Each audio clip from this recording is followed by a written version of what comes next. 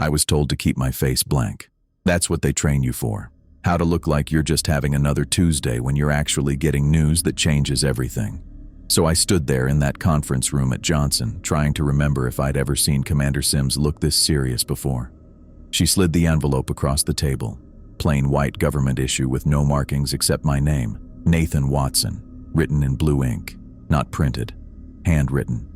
"You've been selected for Artemis 7, she said, just like that, like she was telling me the cafeteria was serving meatloaf. I nodded, kept my breathing steady. Inside, though, total chaos. Artemis 7 was the big one, first permanent research station on the lunar surface, career-making mission, career-ending if you screwed it up. "Thank you, Commander," I said, reaching for the envelope. My fingers didn't shake. I'd practiced that too. "Don't open it yet." Her hand stayed on the envelope. "These are special instructions, Nathan, for your eyes only." That wasn't standard, not even close. "Yes, ma'am. You need to memorize everything inside, word for word." She leaned forward. "And you are not to discuss these with your crewmates, under any circumstances." Now that was definitely not standard. NASA's whole thing is communication, teamwork, transparency. We trained for years to work as a unit, to know what everyone else is thinking before they think it. "May I ask why, Commander?" "No, you may not." She pulled her hand back, letting me take the envelope. "Just remember, these rules exist for a reason." Rules? Not procedures or protocols. Rules. "Understood," I said, though I sure as hell didn't understand. She stood up, meeting over, just like that. I stayed seated, envelope in hand, waiting until she reached the door. "Commander," I called after her. She turned, one hand on the doorframe. "Is this some kind of psychological evaluation?" It wouldn't be the first time they'd thrown curveballs at us to test our reactions. Her expression didn't change. "Memorize the rules, Nathan. Your life may depend on it." Then she was gone. I sat alone in that big conference room for maybe 2 minutes, just staring at the envelope. NASA doesn't do dramatic. We're the opposite of dramatic. We're checklists and redundancies and planning for every possible scenario. We don't do cryptic warnings or secret instructions. Finally, I opened it. 5 rules, handwritten in the same blue ink as my name on the envelope. 1. Do not look outside the spacecraft between 11:11 p.m. and 1:11 a.m. ship time. 2. If you are awake between 3:00 a.m. and 4:00 a.m., do not speak to anyone else who is also awake. 3. If the stars disappear, close your eyes and cover your ears until you count to 1,000. 4. Do not eat strawberries aboard the ship. 5. If the radio produces static, do not attempt to fix it. I read them twice, then a third time. They made no sense. None at all. Don't look outside during specific times. Don't talk during others. What the hell happened if the stars disappeared? And strawberries? We didn't even have strawberries on the meal plan. I stood up thinking I'd go straight to Commander Sims and demand an explanation. But something stopped me. Her last words, "Your life may depend on it." I've known Judy Sims for 8 years, worked under her command for 5. She doesn't exaggerate. She doesn't play games. If she says something's life or death, it is. So I folded the paper, put it back in the envelope, and tucked it into my pocket. Whatever this was, I'd play along, for now. That night, I lay in bed staring at the ceiling of my apartment, going over those rules again and again. Don't look outside between 11:11 and 1:11. Don't talk between 3 and 4 if someone else is awake. Close eyes and cover ears if stars disappear. No strawberries. Don't fix static. They made no scientific sense, no procedural sense. The times were oddly specific. Why 11:11? Why not 11? And what kind of emergency would be solved by covering your eyes and ears? Maybe it was psychological. Maybe they wanted to see if I'd follow irrational orders. Or maybe they wanted to see if I'd report them as irrational. But Commander Sims wouldn't waste time on mind games, not with launch in 2 days. I rolled over, checked the clock. 2:17 a.m. I needed sleep, but my brain wouldn't shut down. What if there was something out there, something NASA knew about but couldn't officially acknowledge? Something they'd encountered on previous missions? Stop it, I told myself. You're being ridiculous. There's no monsters in space, just radiation and vacuum and human error, all deadly enough without adding horror movie plots. But I memorized those rules anyway. word for word, just like she'd said. Because that's what astronauts do. We follow procedures even when we don't understand them, especially when we don't understand them. By morning, I could recite them perfectly. I showered, dressed, packed my personal items, the few we're allowed to take. Photo of my parents, Dad's old watch, small notebook, pen, normal stuff. The drive to the launch site was quiet. I kept expecting someone to bring it up. Hey, did you get any weird instructions? But no one did. We went through final briefings, medical checks, suit fittings, business as usual, and then it was launch day. The Meridian sat on the pad, all white and silver against the blue Florida sky. I suited up with Dr. Kennedy Russell and Captain Knox Jacobs, our mission commander.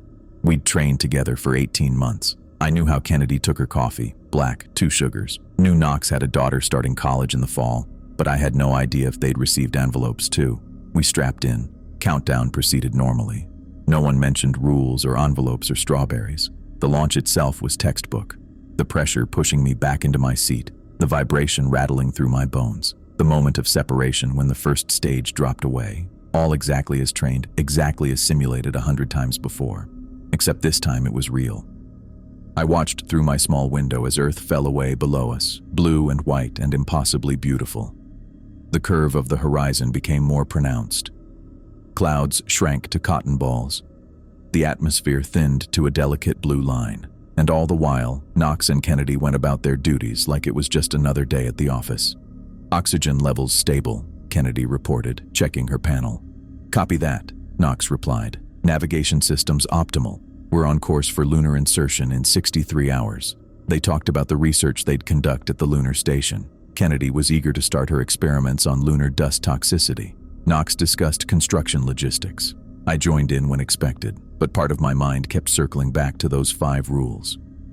Don't look outside between 11:11 and 1:11. Don't talk between 3 and 4 if someone else is awake. Close eyes and cover ears if stars disappear. No strawberries. Don't fix static. I watched my crewmates carefully for any sign they'd received similar instructions, any hint of shared secret knowledge. But they acted completely normal, discussing their responsibilities without mentioning any special rules. I got into a rhythm during that first week. We all did. The Meridian operated with a smooth efficiency that felt almost ordinary, if you can call floating through space ordinary. I'd wake up, check my vitals, and report for the day's assignments alongside Kennedy and Captain Knox. Kennedy spent most days running her lunar dust toxicity experiments, carefully logging each sample and cross-referencing results. Captain Knox managed our flight systems and kept Houston updated on our progress. Me, I handled the geological surveys and equipment maintenance, the kind of work that keeps your hands busy and your mind half free, which was dangerous, because that free part of my mind kept circling back to those 5 rules. Nathan, can you recalibrate the spectrometer? Kennedy asked on our 4th day, not looking up from her microscope. I'm getting some weird readings from sample C12. I nodded, grateful for the distraction. Give me 10 minutes. The work was precise and familiar. I'd done it 100 times in training. My hands moved through the calibration sequence while my thoughts drifted again to Commander Sims and that white envelope. Each day that passed without incident made me question it more.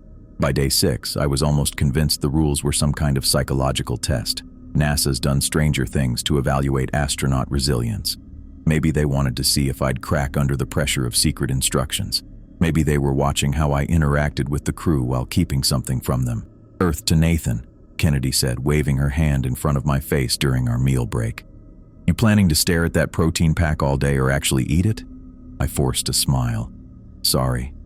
Just thinking about the core samples we need to collect tomorrow. You've been doing that a lot, Knox observed, his dark eyes studying me. Zoning out. Everything okay?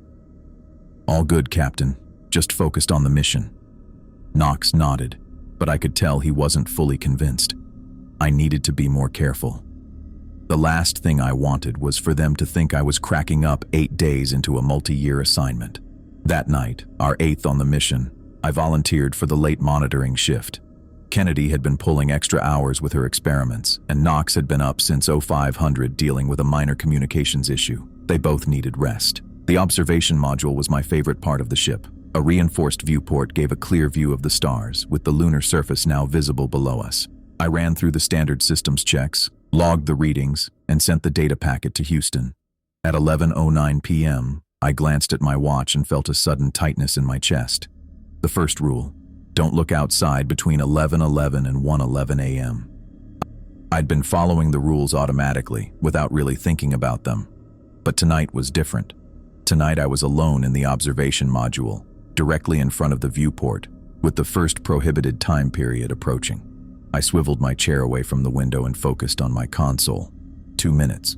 I pulled up some routine maintenance logs and pretended to review them, though my mind wasn't registering a single word. At exactly 11:11, I heard it, a soft humming sound coming from outside the hull. At first, I thought it might be the environmental systems or maybe the oxygen circulators. But no, this was different.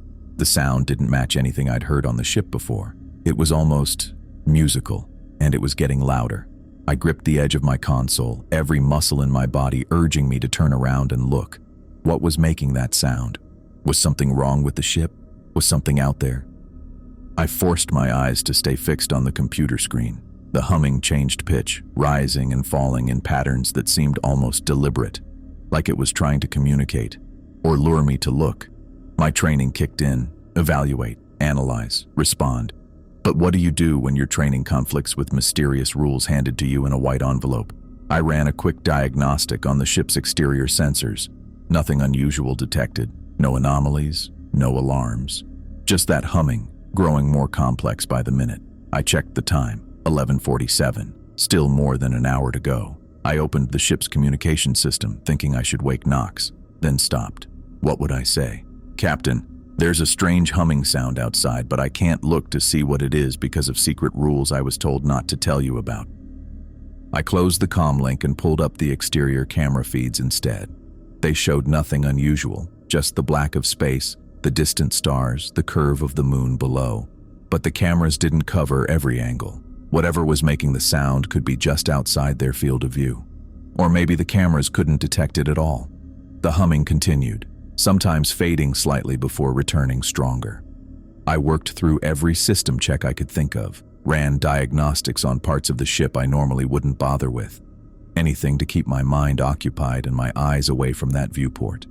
At 1:10, I found myself counting down the seconds. The humming had become so familiar over the past 2 hours that I'd almost grown used to it. Then, at exactly 1:11, it stopped. The sudden silence felt wrong, like pressure building in my ears. I waited 30 more seconds before slowly turning my chair toward the viewport. Stars, moon, space, nothing unusual. Nothing to explain what I'd heard. I sat there staring for a long time, searching for anything out of the ordinary. But space looked exactly as it always did. Vast, beautiful, empty. I finished my shift in silence, documenting everything except the humming in my report. The next morning I studied Kennedy and Knox carefully over breakfast. Neither mentioned hearing anything unusual during the night. Kennedy was excited about her latest test results, and Knox was planning our next orbital adjustment. Normal conversation. Normal behavior. I wanted to ask if they'd heard anything, but how could I without revealing I knew something they didn't? So I ate my breakfast and joined in their conversation, all while wondering if I'd imagined the whole thing. 3 nights later, I got my answer. I woke suddenly at 2:45 a.m., according to my watch. Something had pulled me from sleep. A sound. I lay still, listening. Footsteps. Not inside the ship, but outside. Walking along the hull, then knocking. 3 distinct taps followed by a pause, then 3 more. I sat up, fully alert now. The second rule flashed in my mind. If awake between 3 a.m. and 4 a.m., do not speak to anyone else also awake. The knocking continued, moving around the exterior of the ship like someone, or something, was searching for a way in. I checked the time again. 2:58. 2 minutes before the rule took effect. I considered waking Knox, but hesitated. What if this was connected to the rules? What if alerting him made things worse? At 3:09 a.m., exactly, the footsteps stopped. I waited, holding my breath. 10 seconds passed. 20. Then I heard a new sound. Footsteps inside the ship, coming toward my quarters. My door wasn't locked. We never locked them in case of emergency. I watched the handle, wondering if I should call out, ask who was there. But the rule was clear. No talking between 3 and 4 if someone else was awake. At 3:15 a.m., Kennedy's voice came through the door. "Nathan, are you up?" I can't sleep. I froze, sitting perfectly still on my bed. Her voice sounded normal, the same Kennedy I'd worked alongside for months. But something felt wrong. Why would she come to my quarters at this hour?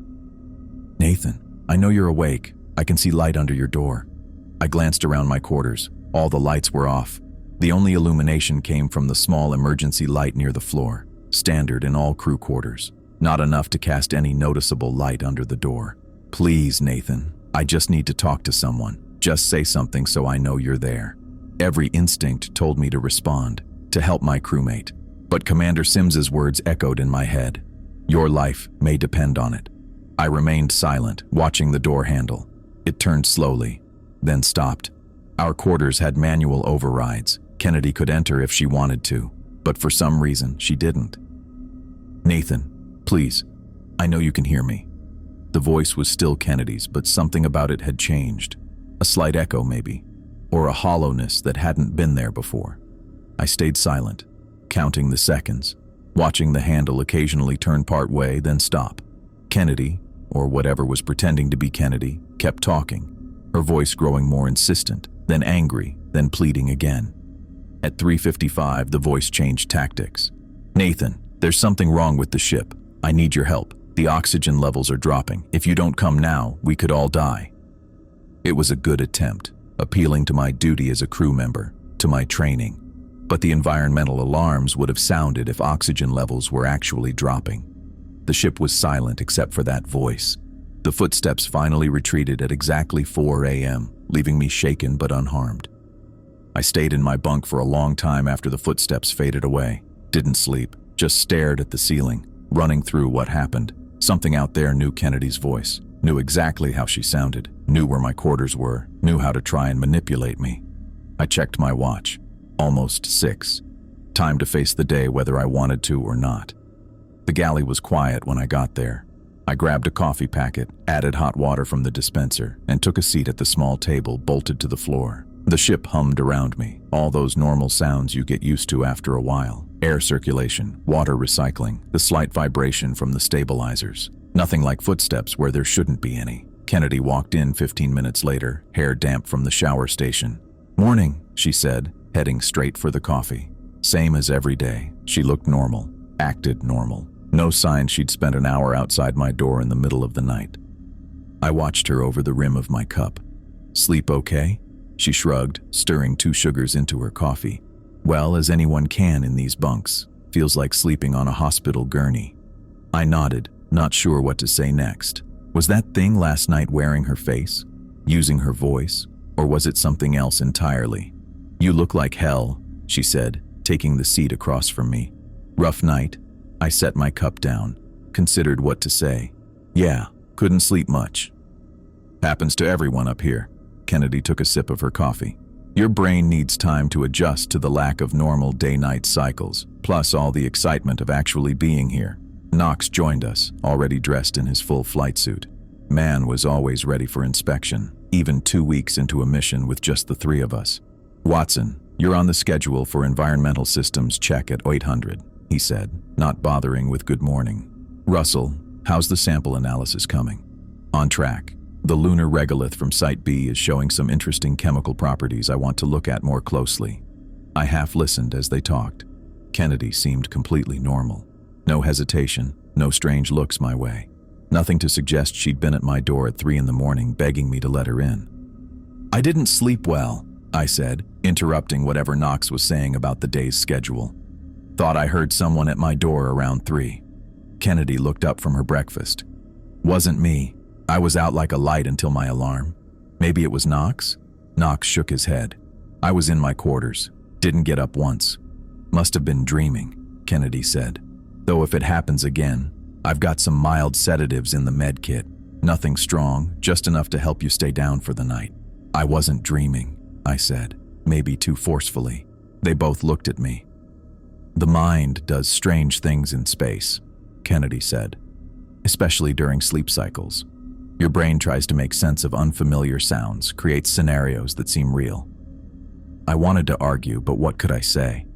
That I know it was her voice because some rules in a blue envelope told me not to talk to anyone between 3 and 4? That whatever was outside my door wasn't human? Yeah, probably just a dream, I said instead. Knox stood up. Get yourself together, Watson. We need everyone sharp. The next 2 weeks passed without incident. I did my work, ran my tests, and tried not to think about what happened. The rules stayed in my head, though, especially at night, when I'd lie awake wondering what would happen if I broke one. On day 14, I was scheduled for routine maintenance in the communications bay. Just checking connections, running diagnostics, the kind of stuff they make you do to keep everything running smooth. I was on my knees behind the main console checking cable connections when I happened to glance up at the viewport.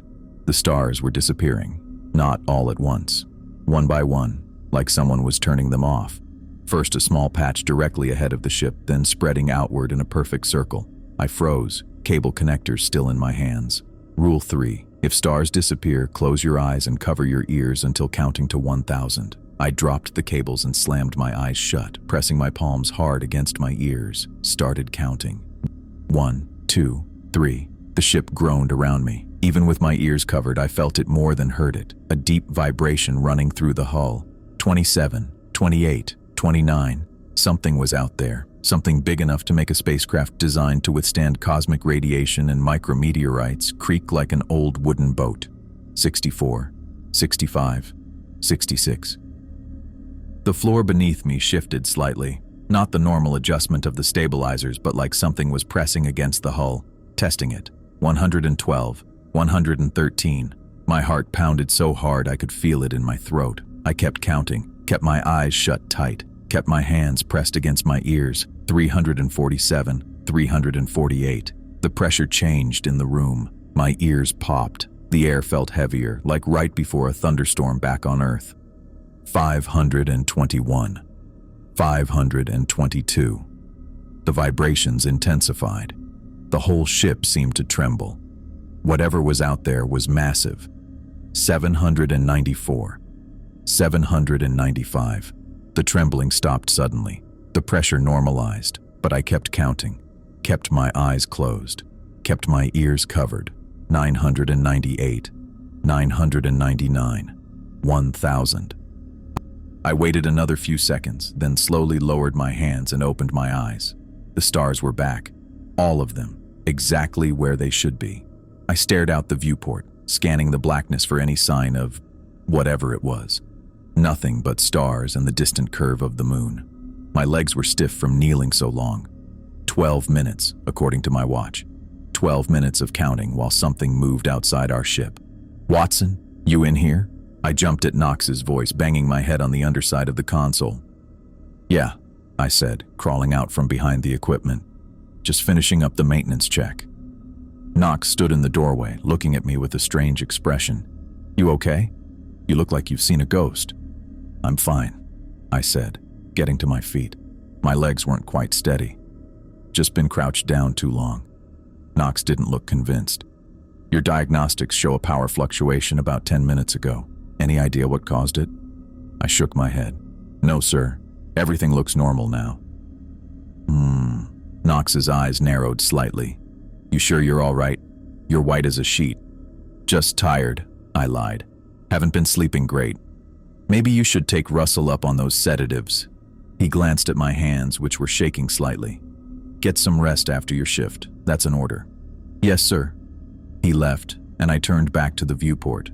The stars stared back, innocent and unchanging, like nothing had happened at all. The worst came during the 3rd week. I was alone in the command module, running a systems check while Knox was doing an EVA to inspect the exterior sensors. Kennedy was in the lab module, working on her samples. The radio crackled to life with a burst of static so loud I jumped in my seat. I reached for the volume control, then stopped. Rule 5. If radio produces static, do not attempt to fix it. The static continued, rising and falling in waves. I stood up, backing away from the console. Nathan. A woman's voice came through the static. Not Kennedy's voice this time. Someone else. Someone I didn't recognize. Nathan Watson, can you hear me? I said nothing, kept backing up until I hit the bulkhead. I know you can hear me, Nathan. The radio needs adjustment. Just a small turn of the frequency dial. That's all. My eyes went to the dial. It would be easy. Just reach over and give it a twist." "No," I said aloud, though I wasn't sure why I was answering. "Nathan, please. I've been trying to reach you. It's important. Lives depend on it." I shook my head and moved toward the hatch. The static followed me through the ship's speaker system. "Don't go, Nathan. I need your help. Just turn the dial, please." I made it to the corridor and kept walking. The voice continued from every speaker I passed. "They lied to you, Nathan. Those rules. They're not protecting you. They're keeping you from the truth." I quickened my pace, heading for the lab module where Kennedy was working. The voice grew angry. "Turn back. Go to the radio. Now." I didn't stop, didn't turn around. "You'll die up here if you don't listen to me. All of you."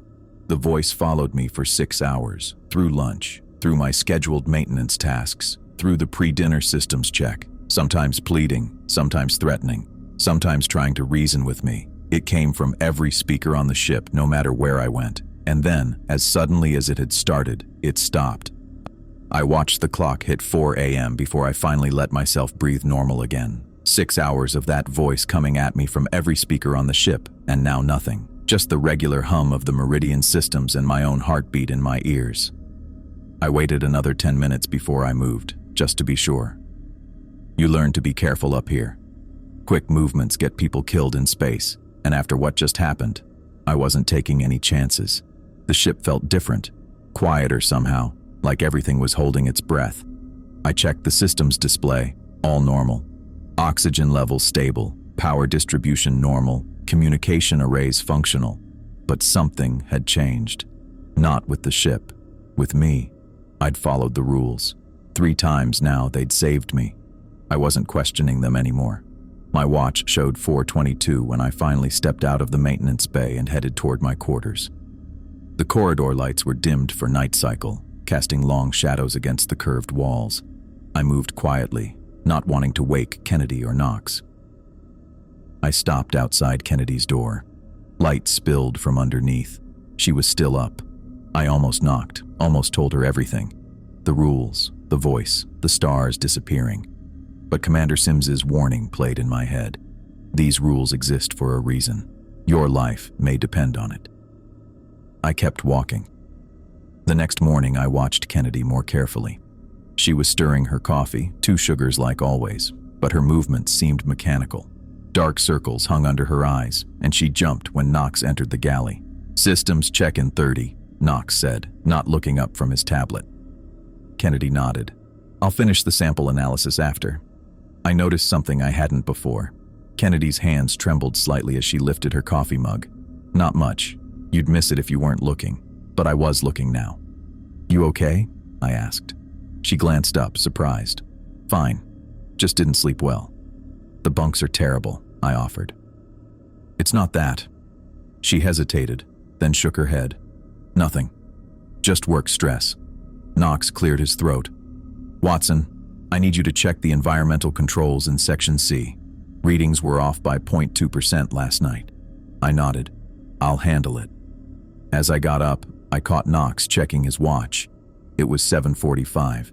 His eyes lingered on the time a beat too long before he tucked the watch back under his sleeve. Over the next few days, I started keeping track. Little things that didn't add up. Knox never entered the observation module between 11 and 1:30 at night. Not once. He'd walk right up to the door, check his watch, then suddenly remember something he needed to do elsewhere. Kennedy triple-checked the door locks before sleep cycle. I caught her one night, running her fingers along the seal, muttering numbers under her breath. 1, 2, 3. Pause. 1, 2, 3.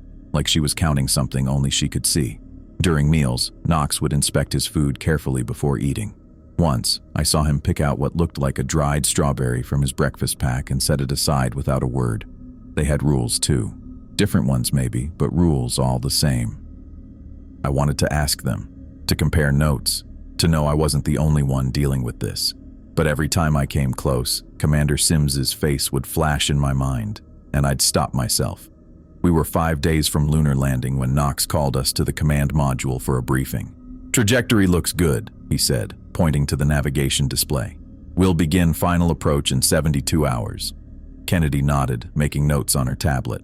"Lab equipment checks out. We'll be ready for sample collection as soon as the habitat modules are secured.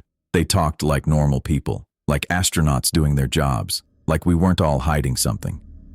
I wondered if they'd heard the voice too, if they'd seen the stars disappear, if they'd listened to footsteps outside the hull where no footsteps should be. "Watson," Knox was looking at me. "You with us?" "Yeah," I said, just thinking about the landing procedures. Knox studied my face for a moment, then continued the briefing.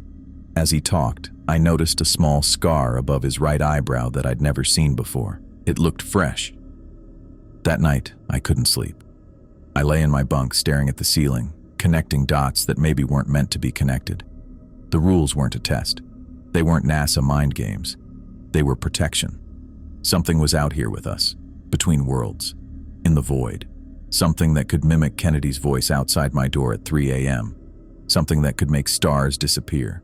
Something that could speak through radio static. And NASA knew. They'd known all along. How many missions had come before us? How many astronauts had received envelopes with handwritten rules? How many had followed them? How many hadn't? I thought about the Artemis 3 mission that had lost contact for 27 minutes during lunar orbit. The official report said it was an equipment malfunction. I wondered now if it was something else entirely. I thought about the Apollo missions, the ones where astronauts reported strange lights and sounds they couldn't explain, the ones who came back different. We were protected as long as we followed the rules. That's what I kept telling myself as I finally drifted off to sleep. The lunar surface grew larger in our viewport as we began final approach. The Meridian's engines fired precisely on schedule, slowing our descent. Knox was at the controls, his face a mask of concentration. Kennedy monitored the systems, calling out readings in a steady voice. I handled communications with Houston, relaying our status updates. Everything was textbook perfect, just like training, except for the weight we all carried but didn't discuss. As the gray landscape rushed up to meet us, I thought about what waited in the darkness between worlds. The things that whispered through radio static and walked on hulls where nothing should be able to walk. The things that knew our names and tried to trick us into breaking the rules. I understood now why Commander Sims couldn't explain. Why the rules came in a handwritten envelope instead of an official briefing. Some knowledge is too dangerous to share openly. Some truths can't be spoken aloud. 30 seconds to touchdown, Knox announced. The landing struts extended. Dust kicked up from the surface, swirling around the viewport. "Houston, Meridian preparing for final descent," I said into the comm. "Copy that, Meridian. You are go for landing." Kennedy's eyes met mine for a brief moment. I saw recognition there, a shared understanding without words. She knew. She had her own rules, her own envelope. The Meridian touched down with a gentle shudder. The engines cut off. "Houston, Meridian has landed," Knox reported. Cheers came through the comm system. Back on Earth, they were celebrating. They didn't know what we knew. They didn't feel what we felt. The relief of having made it.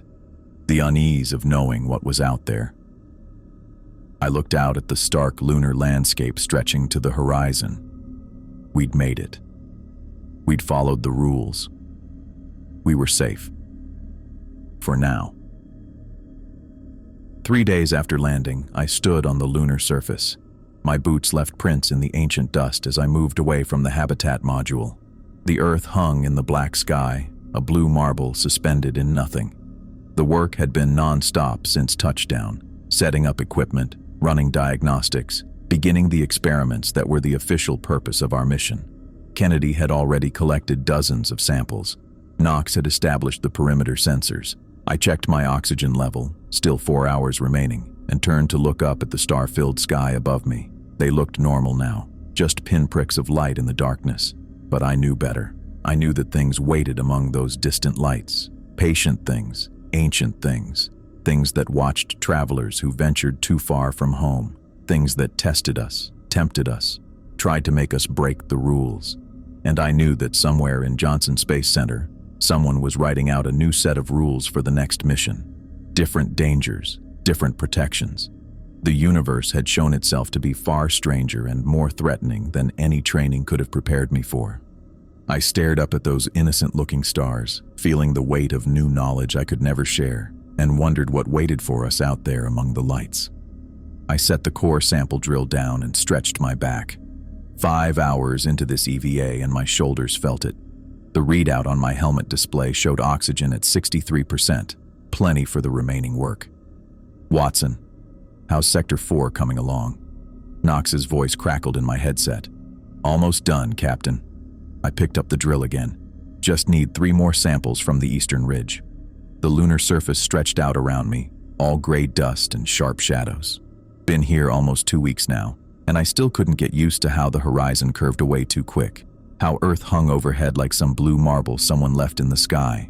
Made me feel small in a way no training prepared me for. Kennedy was about 50 yards north, crouched over her collection kit. She'd been out here longer than me today, working on those toxicity experiments she couldn't stop talking about at breakfast. "Watson," she called.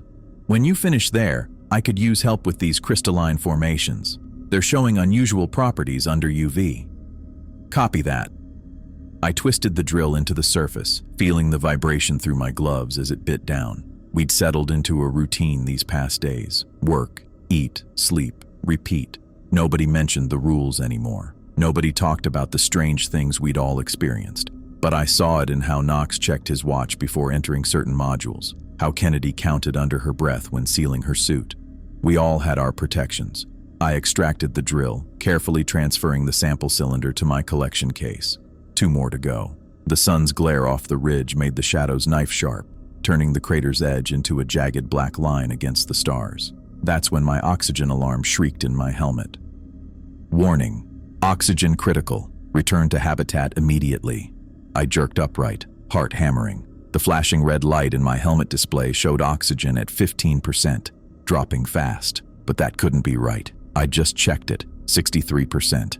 I tapped the display thinking it might be a glitch. "Watson, everything okay?" Knox's voice came through sharp. My chest tightened. I could feel it now, the struggle to breathe like someone was sitting on my lungs. But the secondary gauge on my wrist still showed 62%. I fought to get the words out. "My alarm says oxygen critical, but the backup gauge shows normal levels." Kennedy's voice cut in. "Get back to the habitat. Don't take chances." I started to move, then froze. Something from a dream floated back to me. Not one of the written rules, but something I'd heard in my sleep 2 nights ago. A woman's voice, calm and clear. "Trust your equipment, not your senses." The memory hit me like a physical thing. I hadn't even realized I'd remembered it until now. I forced myself to look at the backup gauge again. 61%, plenty of oxygen, but my lungs screamed for air, black spots dancing at the edges of my vision. "Watson, report!" Knox barked. "I'm okay," I managed, though it felt like speaking through water. "Checking. Equipment now." I ran the diagnostic sequence on my suit systems. Green lights across the board. No leaks, no failures. The primary display still flashed red, showing 12% now, but every other indicator said I was fine. Trust your equipment, not your senses. I made myself take slow, measured breaths. The suffocating feeling didn't ease, but I didn't black out either. Whatever this was, it wasn't real oxygen deprivation. I'd seen that in training. You don't get time to think it through. "Continuing work," I said, picking up the drill again. My hands shook, but I steadied them against the lunar soil. "Watson, that's a negative. Return to..." "Equipment checks normal."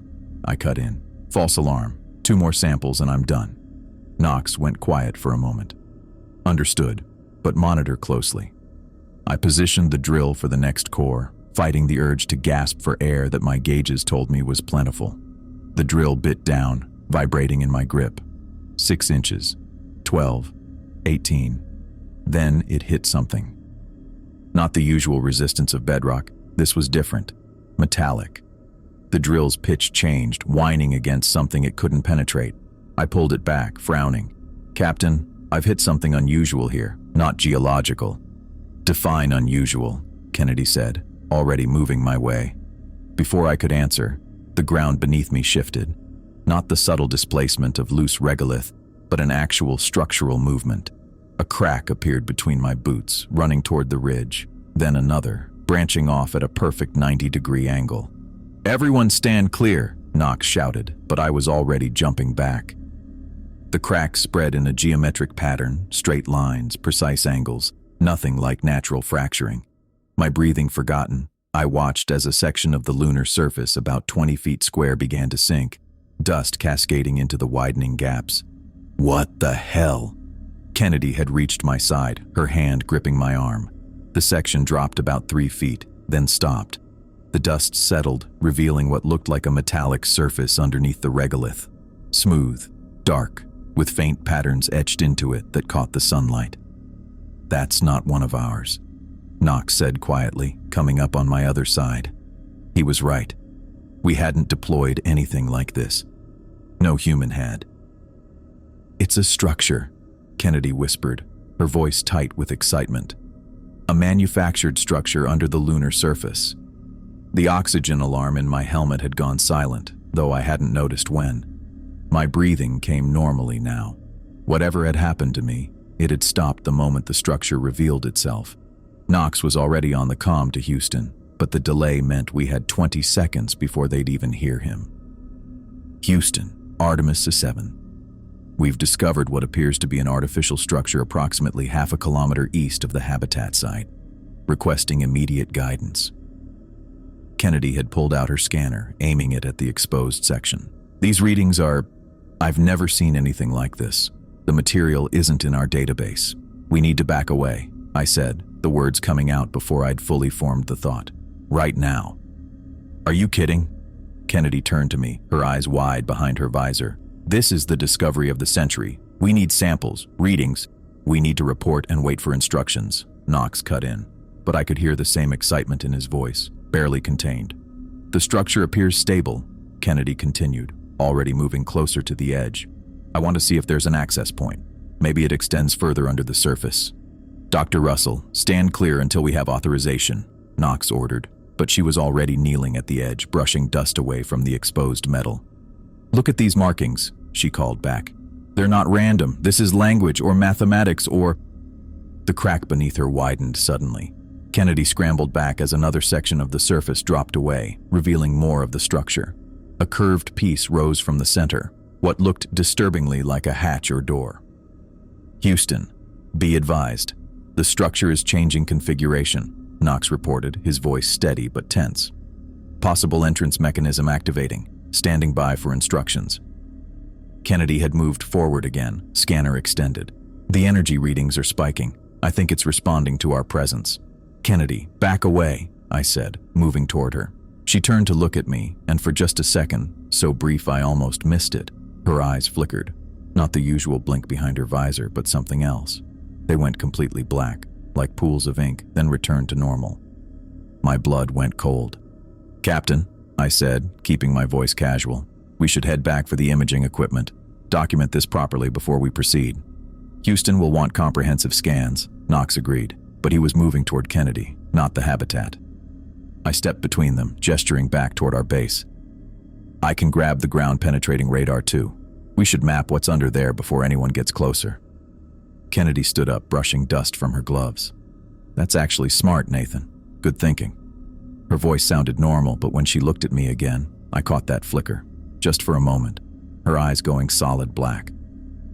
"I'll come with you," I said to Knox, taking his arm and gently turning him away from Kennedy and the structure. "Dr. Russell can monitor for further changes while we get the equipment."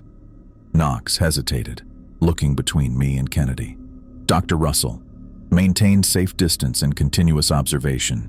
We'll be back in 15 minutes. "Of course, Captain," she said, her voice pleasant. Too pleasant. We walked back toward the habitat, my mind racing. I kept my movements casual, resisting the urge to look back. Once we were about 100 yards away, Knox spoke. "What's going on, Watson? You're acting strange." "When we get inside," I murmured, "I'll explain everything." The habitat airlock never looked so good.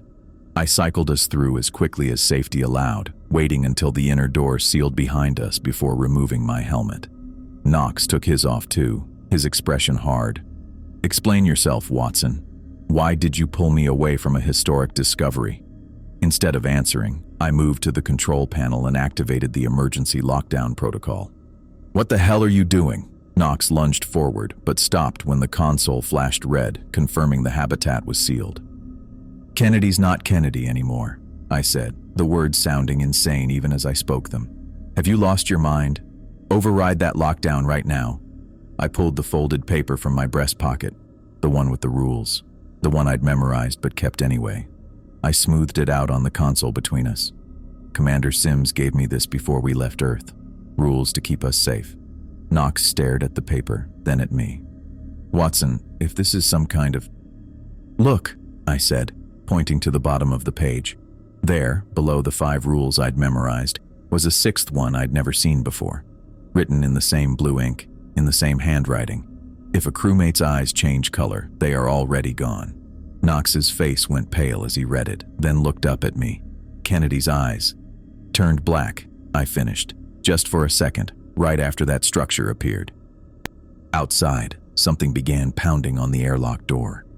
The pounding on the airlock door wasn't like any sound I'd heard before, not like fists or tools, more like something with too many points of contact hitting all at once. We need to move, I said, already heading for the command module. Now! Knox followed, his breathing quick but controlled. Military training kicking in. What's the plan, Watson? Emergency departure protocols. I moved through the narrow corridor, mind racing through procedures. We can't let whatever's out there get in here. That's Kennedy out there, Knox said, but his voice lacked conviction. I stopped, turned to him. No, it's not. Not anymore. The habitat wasn't designed for quick exits. We'd planned to be here 3 months minimum. The Meridian remained in orbit above us, unmanned but ready, with the ascent module our only ticket up. Problem was, the ascent module was docked at the secondary airlock, on the opposite side of the habitat from whatever was pounding to get in. External cameras, I said as we reached the command module. Let's see what we're dealing with. Knox slid into the pilot's seat, fingers flying across the control panel. 4 camera feeds appeared on the main screen, showing different angles around the habitat. I leaned in close, scanning each one. There, Knox pointed to the lower right feed, by the primary airlock. The figure wore Kennedy's EVA suit, stood like Kennedy, but something was wrong with the proportions. The arms hung too low, the stance too wide. The helmet was tilted at an impossible angle like the neck inside had been broken. Jesus, Knox whispered. The figure turned toward the camera. Through the helmet's visor, I could see Kennedy's face, but her eyes were completely black, like holes cut into reality. Start the launch sequence, I said. I'll prep the ascent module remotely. Knox nodded, already pulling up the emergency protocols. Houston's going to want an explanation. They can wait. I moved to the secondary console, entering my authorization codes. 20-minute communication delay means we're on our own anyway.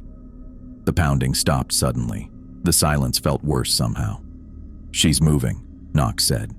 On the screen, the Kennedy thing was walking away from the airlock, movements jerky and uncoordinated, like someone learning to use the suit for the first time. It headed toward the structure we'd uncovered. What's it doing? Knox asked. I don't know, don't care, we're leaving. I finished the remote prep sequence for the ascent module. Systems coming online. We need 5 minutes to reach minimum launch capability. Knox worked his console, face tight with concentration. Meridian responding. Orbit stable. Ready for rendezvous once we're up. The habitat's emergency lights suddenly flashed red. Alarms blared. Pressure warning in Section C, Knox called out. Something's breaching the hull. I pulled up the Section C camera feed. The wall was bulging inward, metal groaning. Whatever was pushing through wasn't using tools. The metal was just yielding. How long on that launch sequence? I asked, my voice steadier than I felt. 3 minutes minimum. Knox's fingers never stopped moving across the controls. We need to get to the secondary airlock now. I can finish the sequence remotely from the ascent module. We grabbed emergency packs, standard procedure for evac, and moved toward the corridor leading to the secondary airlock. I paused at the weapon locker, punching in the code. NASA doesn't send guns to space, Knox said. No. I pulled out a heavy wrench and handed it to him, taking another for myself. But they send tools. The lights flickered as we moved through the corridor. Through the walls, I could hear metal tearing somewhere in the distance, the sound of something heavy dragging across the floor. You ever wonder why they picked us for this mission? I asked as we moved. Knox glanced at me like I'd lost my mind. Now? You're asking this now? We all got rules, I said. Different rules, They knew this could happen. We reached the final stretch to the secondary airlock. 20 feet of corridor, then the prep room, then the airlock itself. The lights went out completely, emergency strips along the floor providing the only illumination. "Keep moving," Knox said. Something crashed behind us. The sound of tearing metal grew louder. We reached the prep room and sealed the door behind us. Knox immediately went to the airlock controls while I watched the corridor through the small, reinforced window in the door. "Ascent module at 80%, Knox reported. 2 more minutes." I couldn't see anything in the dark corridor, but I could hear movement. Not footsteps, more like slithering, wet sounds against the metal floor. "Watson," Knox's voice had changed, quieter now, controlled fear. "Look at the external camera." I turned to the small monitor above the airlock controls. It showed the exterior of the habitat, the lunar surface, and the ascent module waiting on its pad, and walking toward it, moving impossibly fast across the lunar surface, was Kennedy. No, not Kennedy. The thing wearing her suit. It moved wrong, like its joints bent in too many places. And as we watched, it reached up and removed its helmet. Kennedy's face stretched and contorted, her mouth opening far wider than humanly possible. The black eyes seemed to look directly at the camera. "It's heading for the ascent module," Knox said. "If it damages that, we're trapped," I finished. The creature suddenly stopped, head tilting at an unnatural angle. It turned away from the ascent module and looked toward the structure we'd discovered. The structure was changing, sections of it rising from the lunar surface, reconfiguring themselves into something else. "What the hell?" Knox whispered. I couldn't answer. My throat had gone dry. The Kennedy thing turned back toward the habitat, but not toward the ascent module. It was coming back toward us. "Launch sequence at 95%, Knox said. "We need to suit up, now." We moved to the EVA suits mounted on the wall. Standard procedure. Helmets first, then torso assembly, then legs. We'd done it 100 times in training. Never this fast. As I secured my helmet, the lights in the prep room flickered. On the monitor, the Kennedy thing had reached the primary airlock again. It placed a hand against the exterior door, and the metal began to glow red hot. "It's melting through," I said. Knox finished sealing his suit. "Ascent module ready. Let's move." We cycled the secondary airlock. The process took 45 seconds. Standard safety protocol that couldn't be rushed. Through my helmet, I heard only my own breathing and the radio linked to Knox. "When we get out, straight to the ascent module," Knox said. "No stopping, no matter what we see." The outer door opened. Lunar surface stretched before us, gray and silent. The ascent module stood 50 yards away, ready for departure. We moved as fast as the lunar gravity allowed, bounding in long arcs across the surface. I kept checking behind us, expecting to see the Kennedy thing in pursuit, but the primary airlock remained on the opposite side of the habitat. "Almost there," Knox said. We reached the ascent module. Knox went up the ladder first, disappearing through the hatch. I followed, taking one last look across the lunar surface. The Kennedy thing stood on top of the habitat, watching us. Its suit was torn in places, revealing something beneath that wasn't skin. As I watched, it leapt from the habitat roof, a 40-foot drop in lunar gravity that should have been survivable but still damaging to human legs. It landed without difficulty and began moving toward us, faster than before. I scrambled up the ladder and through the hatch. "It's coming!" Knox was already at the controls, initiating the launch sequence. "Securing hatch, 30 seconds to ignition." I sealed the hatch, engaging the locking mechanism. The ascent module was small, designed for function over comfort. 2 acceleration couches, basic controls, minimum life support for the journey back to the orbiting meridian. 20 seconds, Knox announced. Something hit the side of the ascent module. The entire structure shuddered. What was that? I moved to the small viewport. Outside, the Kennedy thing clung to the side of the module, its gloved hand pressed against the metal, which began to glow and deform. "It's breaking through." I strapped into my couch. "Launch now." 10 seconds to proper ignition sequence, Knox said. "If we rush it..." Another impact rocked the module. Warning lights flashed across the control panel. "Hull breach in lower compartment," Knox reported. "Launching now." He hit the emergency override. The ascent module shuddered as the engines fired. For a moment, nothing happened. Then we began to rise, slowly at first, then with increasing speed. "We're clear," Knox said. "Trajectory good for Meridian Rendezvous." I looked out the viewport again. The Kennedy thing was still attached to the hull, one arm embedded in the metal. As I watched, its helmet cracked, exposing Kennedy's face, except it wasn't her face anymore. The skin rippled and shifted, features rearranging themselves. "It's still on us," I said. Knox cursed. "Systems failing. Whatever it's doing is affecting the electronics." Warning lights covered the control panel now. Oxygen levels dropping, power fluctuations, navigation errors. And suddenly, with perfect clarity, I remembered Commander Sims's final words before I left her office with that envelope. "Your life depends on it." The rules weren't just a test. They weren't psychological evaluation or hazing or bureaucratic nonsense. They were protection, a defense against something ancient that lived in the void between worlds. "The rules," I said aloud. Knox glanced at me. "What?" I moved to the communication panel, bypassing the standard protocols. If this thing understood human language, maybe it understood human rules too. I activated the external speakers, useless in vacuum normally, but maybe, just maybe. "Emergency broadcast on all frequencies," I said, then began to recite. Rule 1. Do not look outside spacecraft between 11:11 p.m. and 1:11 a.m. ship time. Rule 2. If awake between 3 a.m. and 4 a.m., do not speak to anyone else also awake. Rule 3. If stars disappear, close eyes and cover ears until counting to 1,000. Rule 4. Do not eat strawberries aboard ship. Rule 5. If radio produces static, do not attempt to fix it. Rule 6. If a crewmate's eyes change color, they are already gone. As I spoke the final rule, a high-pitched sound penetrated the hull, like metal being torn apart at a molecular level. The ascent module shuddered violently. "It's detaching," Knox called out. "Whatever you did." The warning lights on the control panel began to clear. System after system returned to normal operation. Through the viewport, I saw something fall away from the hull. Not Kennedy's suit anymore, but something darker, with too many limbs, tumbling back toward the lunar surface. "We're clear," I said, voice barely above a whisper. "Systems?" Knox checked the readings. "Stabilizing. Hull integrity compromised but holding. We'll reach the Meridian in 12 minutes. I leaned back in my couch, suddenly exhausted. The adrenaline crash hit hard. "The rules," Knox said after a minute of silence. "They knew. NASA knew." I nodded. "Every mission probably has its own set. Different places, different rules."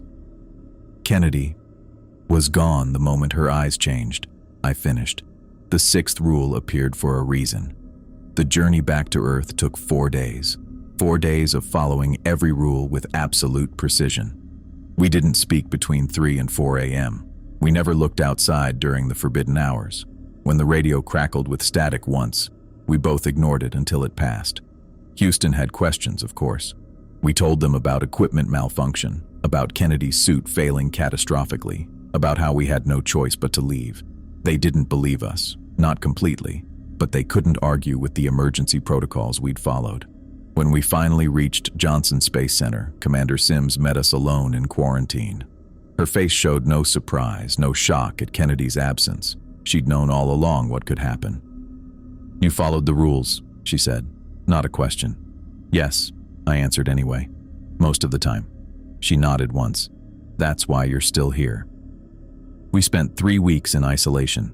Medical tests, psychological evaluations, endless debriefings. Knox and I never mentioned the rules, never talked about what we'd really seen on the lunar surface. Some things couldn't be explained to people who hadn't been there. On my last day of quarantine, Commander Sims returned. She dismissed the medical staff with a gesture, waited for the door to close behind them. "You understand now," she said. I nodded. "The rules exist for a reason. They've always existed. We just discovered them." She placed a white envelope on the table between us, my name written on it in blue ink. "For your next mission, the rules are different where you're going next.